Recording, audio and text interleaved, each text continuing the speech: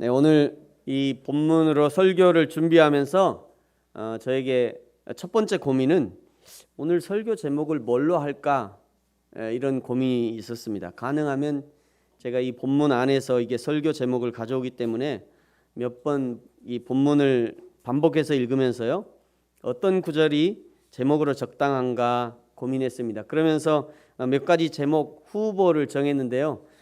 첫 번째는 여러분, 우리가 가지고 있는 이 대부분의 성경에는 그 단락별로 그 단락에서 무엇을 말씀하시는지 이게 친절하게도 기록이 되어 있어요.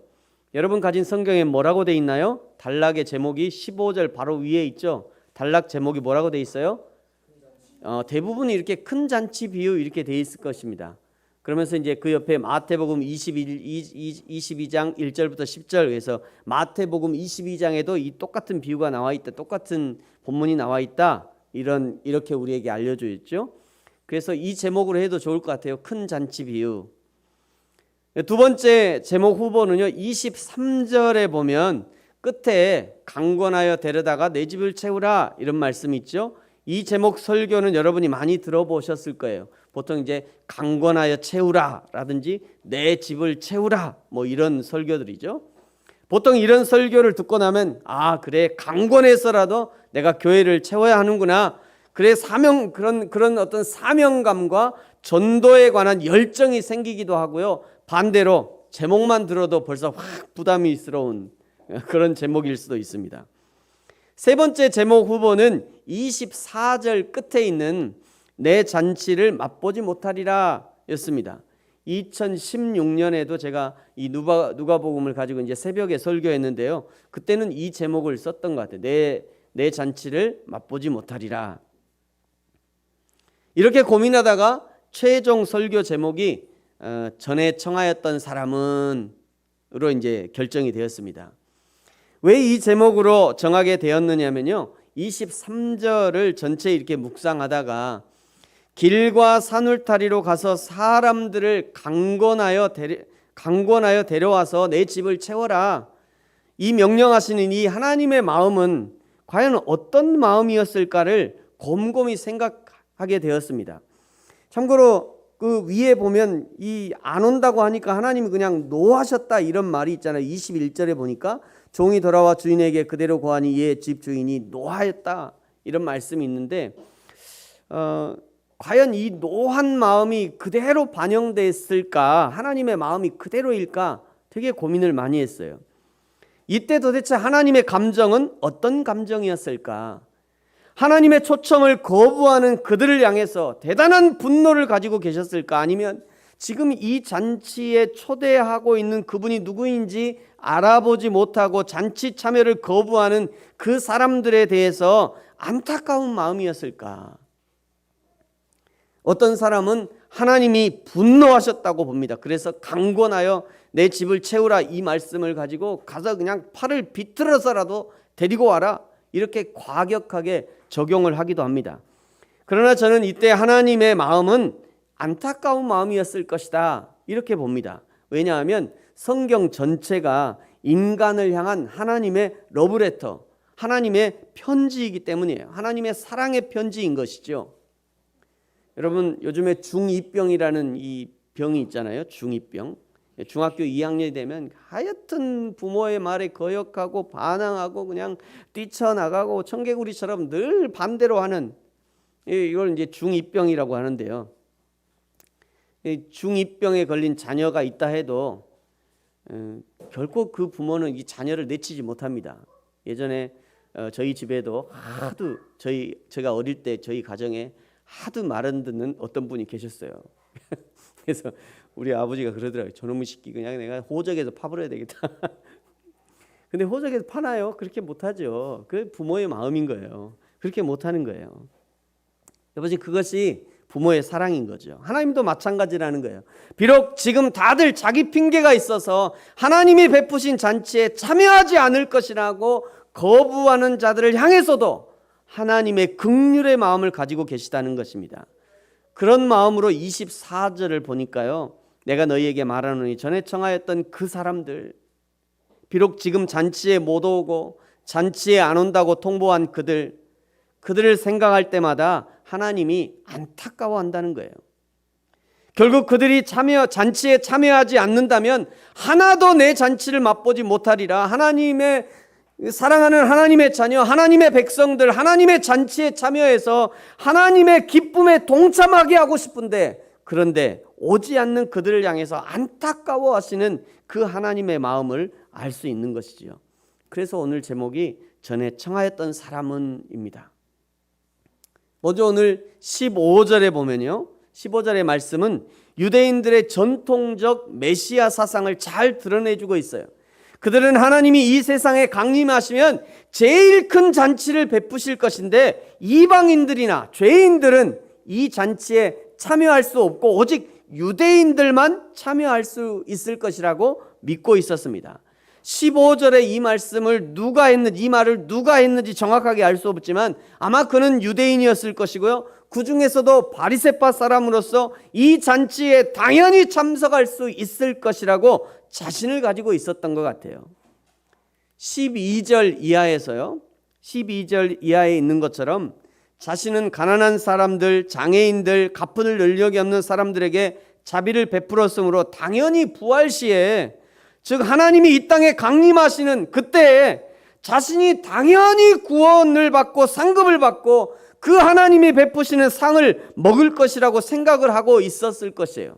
그러나 그런 유대인들의 당연하다고 생각하는 그것은 전혀 근거가 없는 자기 확신과 교만이라는 것을 이제 16절 이하에서 예수님이 말씀하시는 것입니다. 여러분, 하나님의 은혜는 선한 행위나 확신으로 받는 것이 아닙니다. 우리가 이제 가끔 이게 구원을 체크할 때 당신에게 구원의 확신이 있습니까? 이렇게 물어요. 구원의 확신이 있다고 구원받나요? 약간 다를 수 있습니다. 확신이 있다고 구원받는, 그건 좀 약간 다를 수 있어요. 하나님 없이도 살고 하나님의 은혜 없이도 자신의 힘과 능력으로 신앙생활을 할 수 있고 선한 행동도 할 수 있다고 생각하는 것이 곧 교만이고요, 하나님을 적대시하는 것이고 그것이 곧 패망의 지름길인 것이에요. 사단 마귀가 아담을 꿰는 방법이 바로 이것이었습니다. 창세기 3장 5절에 보니까요, 너희가 그것을 먹는 날에는 너희 눈이 밝아져 하나님과 같이 되어 선악을 알 줄 하나님이 아심이라. 먼저 너희 눈이 밝아진대요. 너희 눈이 그냥 환해질 거야. 그 다음에 하나님같이 된대요. 그 다음에요, 선악을 알게 된답니다. 하나님처럼 선을 창조하기도 하고 그 창조된 선을 행하기도 하고 악한 것을 구별해서 악한 것은 행하지 않을 능력도 갖게 된다는 거예요. 그래서 아담이 그 달콤한 사단의 말에 그냥 홀랑 넘어간 거 아닙니까? 여러분, 지금 우리도 마찬가지예요. 하나님을 더 많이 알면, 나의 신앙이 성장하면 성장할수록 하나님처럼 될 수 있을 것이라고, 하나님처럼 선과 악을 구분하고 행할 수 있을 것이라는 착각에서 벗어나야 합니다. 주일 오후에 이렇게 어성경을 지금 배우고 있는데요, 어성경을 탁월하게 강의하시는 강사님, 우리 교회에서 강의하는 그 권사님 말고요, 다른 강사님이 하시는 말씀이 있어요. 이 어성경이 성경을 성도들에게 전달하고 성경을 읽게 하고 성경을 가까이 하는 데는 너무도 좋은 프로그램이라는 거예요. 그러시다가, 그런데 이 어성경에도 단점이 있대요. 단점. 이 어성경 프로그램의 단점, 그건 뭐냐면 성도들의 머리만 크게 한대요. 어성경을 이론으로 공부하니까 머리는 자꾸 커져. 그런데 가슴이 식어지는 거예요. 행동력이 떨어지는 겁니다. 사랑하는 성도 여러분, 호세아의 말씀처럼 하나님을 알아가십시오. 더욱 하나님을 알아가셔야 합니다. 이론적으로 하나님을 알아가는 것은 무척 중요합니다. 그러나 그것만이 아니라, 거기서 끝나는 것이 아니라 뜨거운 가슴으로 알아가야 합니다. 손과 발의 섬김으로 알아가야 돼요. 허리와 무릎의 겸손으로 하나님을 알아가야 합니다. 14장 11절이 바로 그런 말씀이에요. 우리 같이 한번 읽을까요?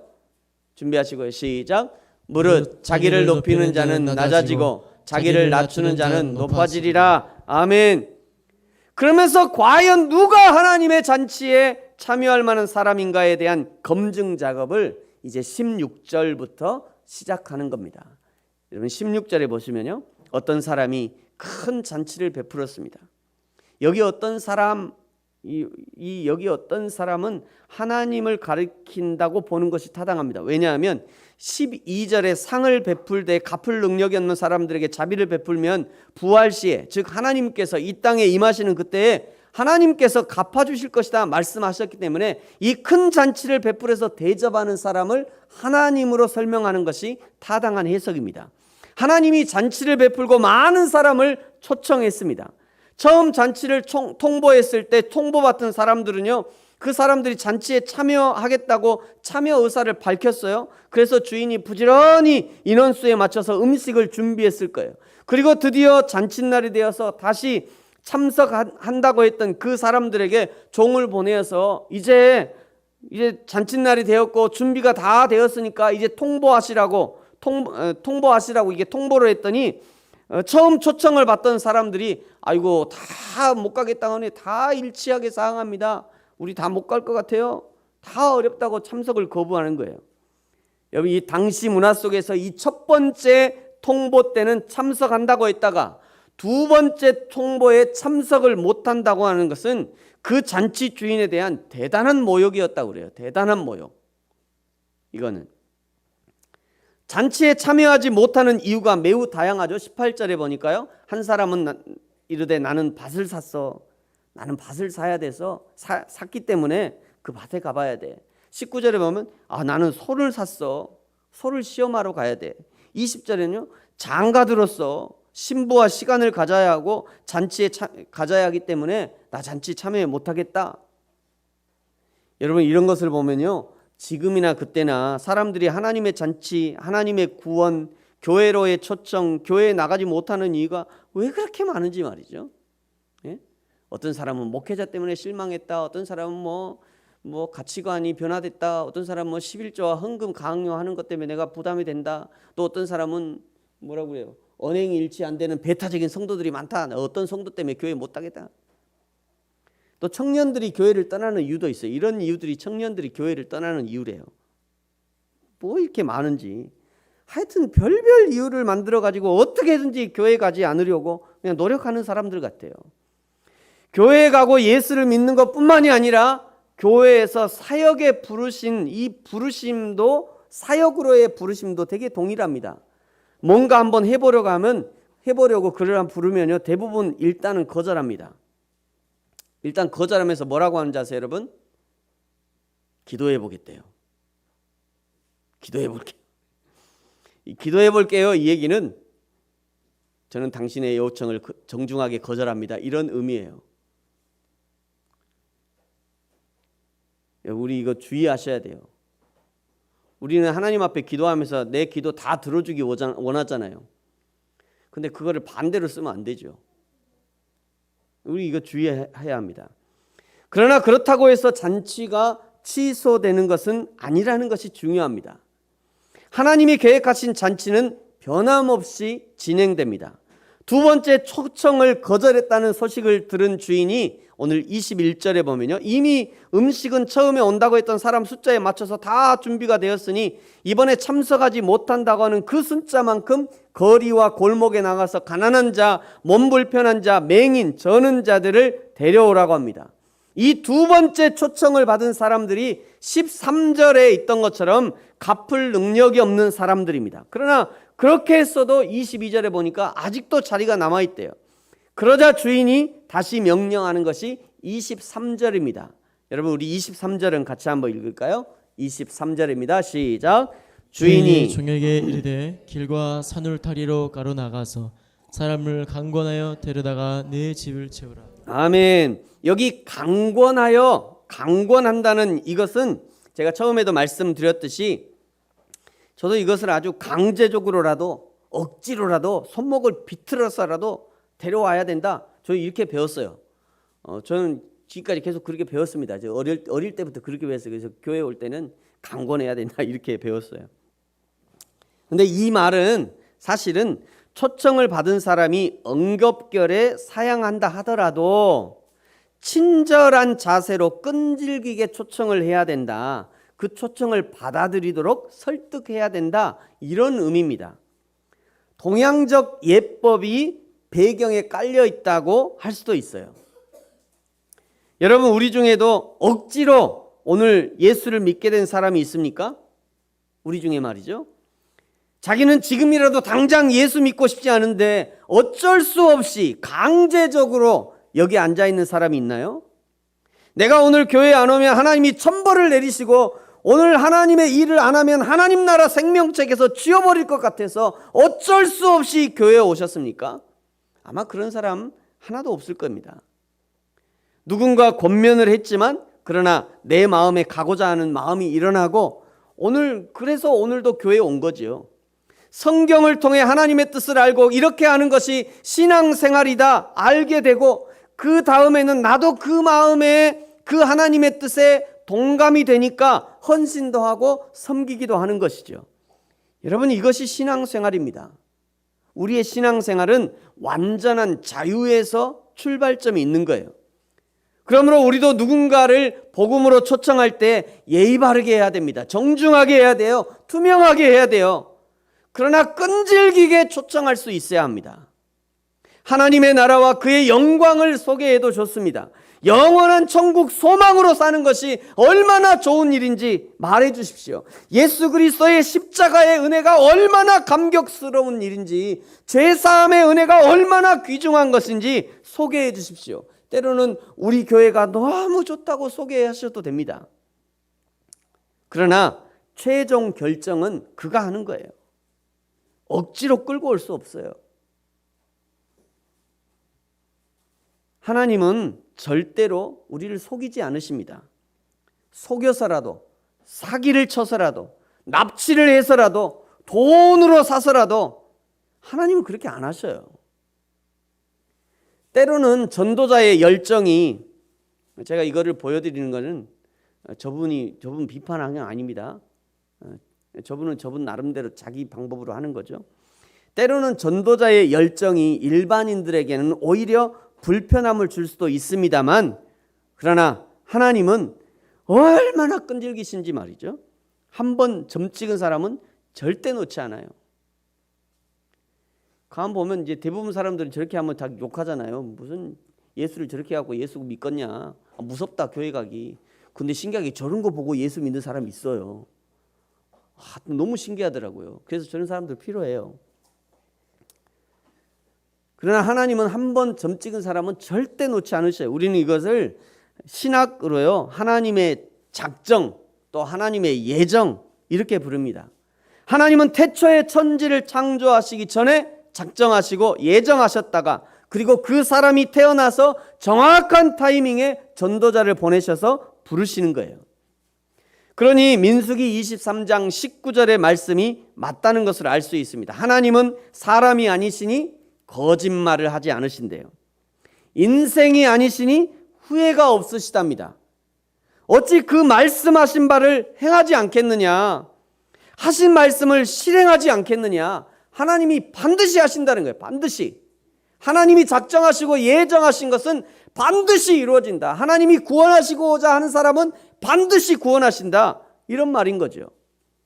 그러므로 지금 하나님 앞에 있는 저와 여러분은 태초 이전에 작정하셨고, 그리고 불과 수십 년 전에 구원을 실행하신 그 하나님의 작정과 예정하심 안에 있는 거예요. 저와 여러분이. 저와 여러분이 그냥 우연히 교회에 온 것이 아닙니다. 하나님의 작정하심이 있었어요. 태초로 저번에 말이죠. 태초 전에 하나님이 작정하셨다가 지금까지 하나님이 참고 계시다가 드디어 몇십 년 전에 우리를 부르신 거예요. 이 얼마나 하나님의 오래 참으심입니까? 태초에 작정하셨지만 수천 년을 기다리셨다가 지금 이 시대에 하나님이 우리를 불러주신 거예요. 우리나라의 전도법 중에 이런 하나님의 오래 참으시고 인내하시는 그 하나님의 성품을 잘 드러내는 전도법이 있잖아요. 고구마 전도법. 이 고구마 전도법 어떻게 한다고 그래요? 찔러보고, 처음에 찔러본다. 찔러보고 또 찔러보고 또 찔러보고 다시 한번 찔러보고 다시 한 번 더 찔러보고 마지막으로 한 번 더 찔러보고 돌아서서 찔러보고 서운하니까 한 번 더 찔러보고 끝으로 한 번 더 찔러보고 일어서기 전에 한 번 찔러보고 문 닫기 전에 한 번 더 찔러보고 계속 찔러본, 익었나 안 익었나 계속 찔러본대요. 또 진돗개 전도법이라 있죠. 한번 물면 절대 안 놓는 이 진돗개 전도법. 그러나 여러분, 이런 것도 철저하게 예의를 지켜야 돼요. 예의를. 하나님은 철저하게 인격적 관계에서 우리를 초청하시는 거예요. 그러므로 우리도 초청하려는 그 사람이 초청에 응할 수 있도록 끈질기게 설득해야 되지만 그것은 예의 바르게 해야 합니다. 인격적으로 해야 되는 거예요. 그래서 한 사람 전도하는 것이 이렇게도 어려운 거예요. 내가 먼저 예의 바른 사람으로 변화되어야 하는 것이고요. 내가 먼저 인격적 사람으로 변화되어야 그 다음에 누군가에게 내 속에 계신 예수 그리스도를 소개할 수 있는 것입니다. 여러분, 누가 하나님의 백성이 됩니까? 누구든지 하나님 나라의 백성이 될 수 있지만 하나님의 부르심에 제한이 없으시지만 그러나 하나님의 이 인격적 부르심에 자발적으로 순종하는 사람만, 자발적으로 하나님 앞에 응답하는 사람만 하나님 나라의 백성이 될 수 있는 것입니다. 하나님이 은혜로 불러주셨다고 해서 그 부르심에 응답하지 않는 책임까지 면책되는 것이 아니에요. 하나님이 우리를 자유로 불러서 하나님 우리를 부르셨는데 그 부르심에 응답하지 않는다고 해서 그 응답하지 않는 것까지 그거는 면책되는 것이 아닙니다. 하나님의 부르심에 응답하지 않는 책임은 철저하게 자기 자신이 책임져야 돼요. 기회가 늘 있는 것도 아닙니다. 기회가 주어졌을 때 하나님의 부르심에 응답할 수 있는 것, 그것이 곧 믿음이고 그것이 하나님의 은혜 받기에 합당한 자의 모습이라 할 수 있는 것입니다. 그러면서 마지막 24절에 저는 하나님의 마음을 보게 되었습니다. 여러분, 우리 24절 같이 한번 읽을까요? 시작.